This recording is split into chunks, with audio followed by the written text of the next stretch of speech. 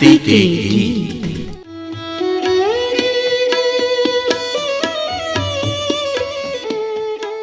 ये गीत हमारी माटी के संस्कारों की परिपाटी के, परंपरा की झलक संजोए लोकगीत हमारी माटी के। कुछ आंसू हैं, कुछ खुशियाँ हैं, कुछ मौसम हैं, मनबत्तियाँ हैं, मेले भी हैं और नदियाँ हैं, कुछ झूले हैं, अंगनैया हैं, पूजा भी है, त्योहार भी है, ये माटी का आधार भी है। ये अपनी धरोहर गाती है, लोक रंग से धरा सजाती है, ये अपनी विरासत अनुपम है, स्वर संपदा ये सर्वोत्तम है।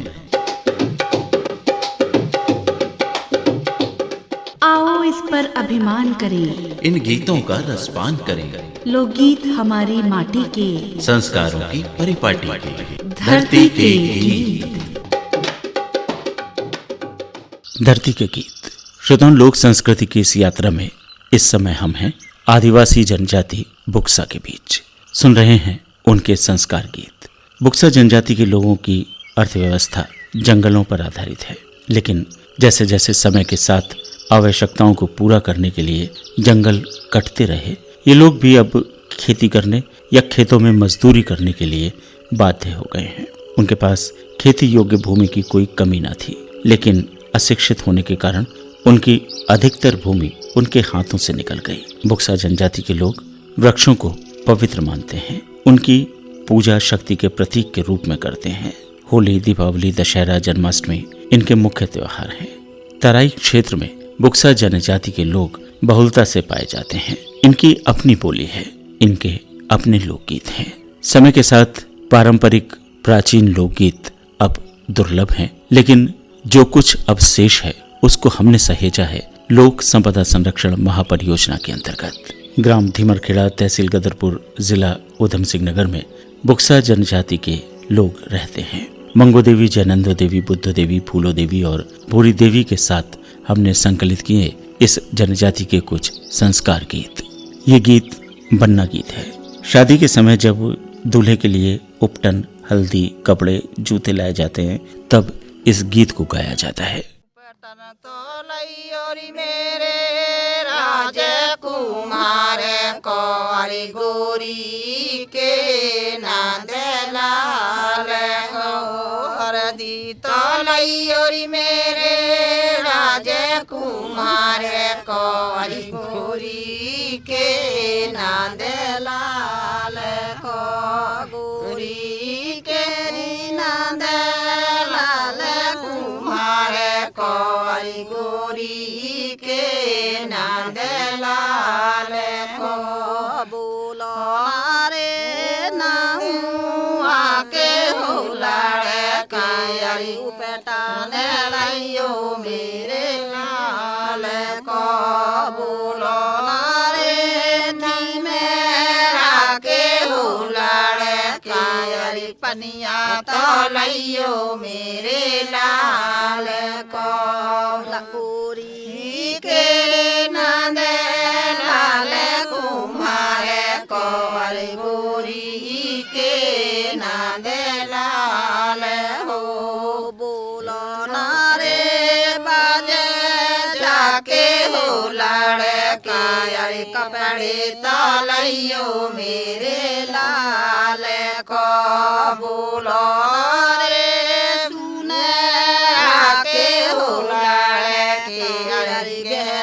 तलैयो मेरे लाल को गोरी के नांदे लाल कुमार कौरी गोरी के नांदे लाल हो बोलो रे खातिया के हो लाड़ के अरे दुनिया तलैयो मेरे लाल को बोलो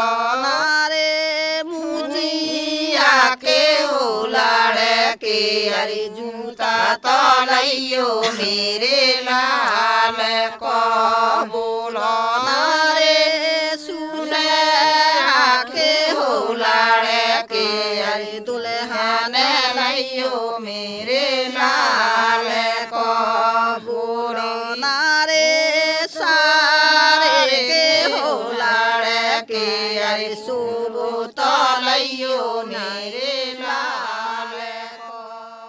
बरना गीत में दूल्हे से ये कहा जा रहा है कि वो अपने सारे रिश्तेदारों से हाथ जोड़कर निवेदन करे कि उसकी शादी शीघ्रता से संपन्न करा दी जाए, क्योंकि वो छुट्टी लेकर आया है। बनारी मेरे छुट्टी से आ रहे, हाथ में दस्ती रुमाल। बनारी मेरे छुट्टी से आ रहे, हाथ में दस्ती रुमाल। बनारी अपने दादाजी से कहियो, जोड़े करे दोनों हाथ। बनारी अपने दादाजी से कहियो, जोड़े दोनों हाथ। दादाजी मेरो ब्याह करवा दो, बेच कर तलवार। दादाजी मेरो ब्याह रचा दो, बेच कर तलवार। बनारी मेरो छुट्टी से आ रहे, हाथ में दस्ती रुमाल। बनारी मेरो छुट्टी से आ रहे, हाथ में दस्ती रुमाल। बनारी अपने ताऊजी से कहियो, जोड़े करे दोनों हाथ। बनारी अपने ताऊजी से कह रही, जोड़े दोनों हाथ। ताऊजी मेरो ब्याह रचा दो, बेच कर तलवार। ताऊजी मेरो ब्याह रचा दो, बेच कर तलवार। बनारी मेरे छुट्टी से आ रहे, हाथ में सजती रुमाल। बनारी मेरे छुट्टी से आ रहे, हाथ में सजती रुमाल। बन्ना जी अपने बाबा जी से कह रहे, जोड़े दोनों हाथ। बनारी अपने पापा जी से कह रहे, जोड़े दोनों हाथ। पापा जी मेरो ब्याह रचा दो, बेच कर तलवार। पापा जी मेरो ब्याह रचा दो, बेच कर तलवार। बनारी मेरे छुट्टी से आ रहे, हाथ में सजती रुमाल। बनारी मेरे छुट्टी से आ रहे, हाथ में दस्ती रुमाल। बन्ना जी अपने चाचा जी से कह रहे, जोड़े को दोनों हाथ। बनारी अपने चाचा जी से कह रहे, जोड़े को दोनों हाथ। चाचा जी मेरो ब्याह रचा दो, बेच को तलवार। चाचा जी मेरो ब्याह रचा दो, बेच को तलवार। इस बरना गीत में भाव है कि दूल्हे से ये बताया जा रहा है कि जब वो अपनी ससुराल जाए तो अपने साथ कपड़े, हल्दी और भी सामान साथ लेकर जाए, दुल्हन को अपने साथ लेकर लौटे। नी करे बन्ना ब्याह लइयो, सुगाड़ बारे नी करे बन्ना ब्याह लइयो। गली का जइयो मेरे बरना, गली का जइयो मेरे बरना। पहने हाथड़ी डाल लइयो रे, जेब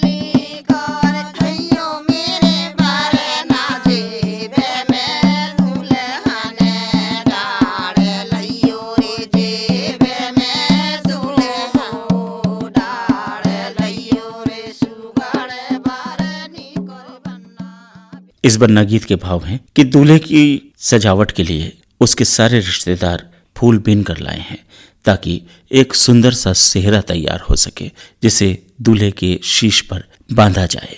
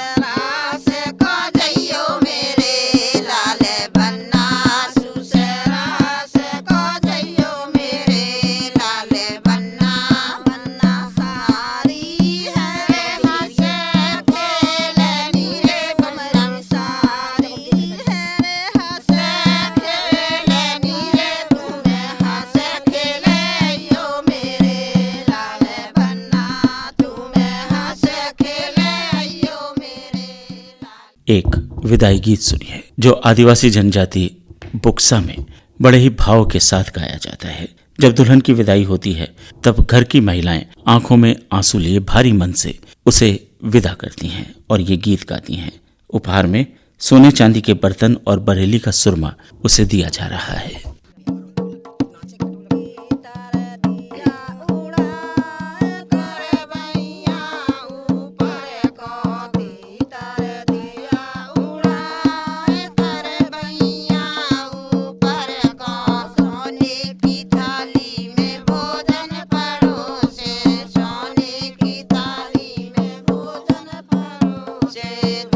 मन जब दांगो रे गंगा धर में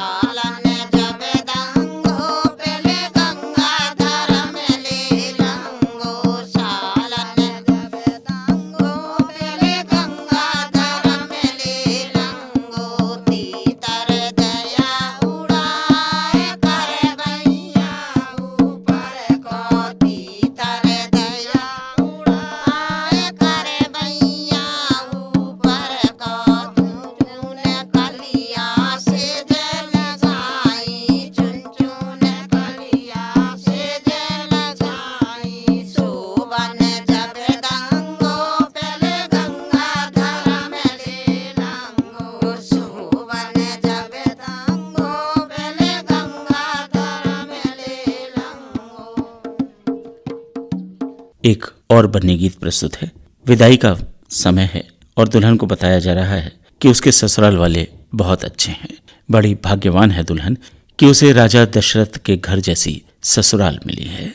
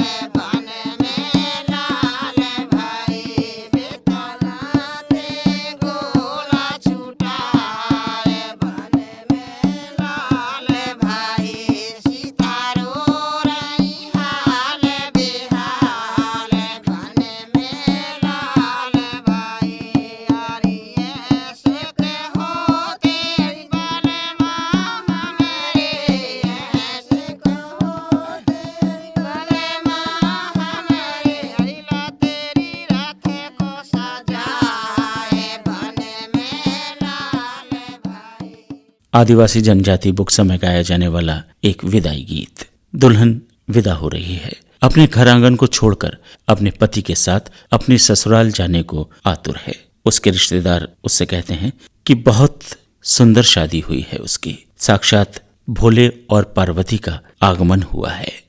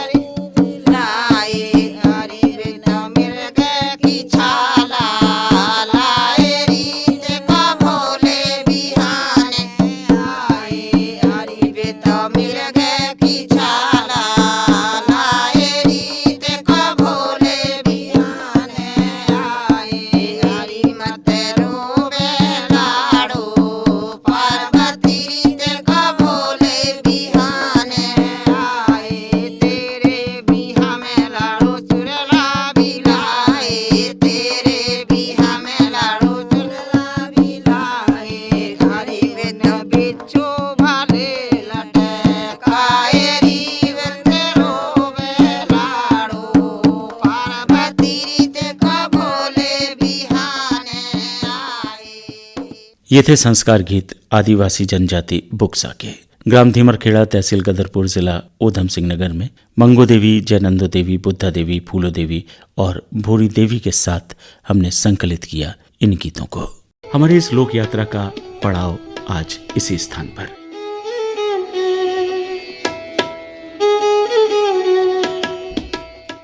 कल यहीं से पुनः आरंभ करेंगे यात्रा का अगला चरण। असीम आपके साथ रहेगा। आज आज्ञा दीजिए। नमस्कार।